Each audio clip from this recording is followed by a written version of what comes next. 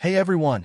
So, I finally ditched my old clunky tank water heater and upgraded to this Rheem RTEX-36 Tankless model. And let me tell you, it's a game changer.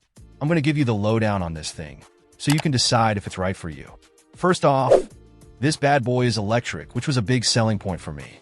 No more worrying about gas lines or venting, just a simple 240V connection. It's 36 kilowatts, which means it packs a serious punch when it comes to heating water.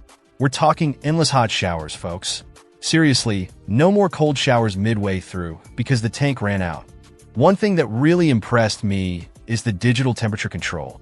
It's super precise, so you can dial in the exact temperature you want. No more fiddling with knobs and guessing. Plus, it has a wide adjustable temperature range, which is great for everything from a relaxing bath to washing dishes. Now let's talk about flow rate. This Rheem unit delivers up to 6 gallons per minute.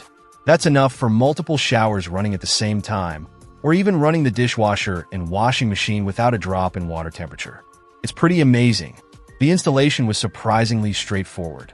It's compact and wall-mounted, so it doesn't take up a ton of space. The design is pretty sleek too. It's not an eyesore like some other water heaters I've seen.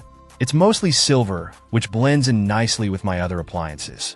The connections are standard 3/4-inch NPT, which is pretty common.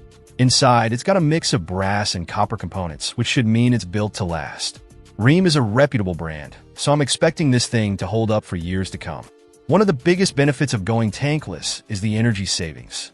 You're only heating the water you need when you need it.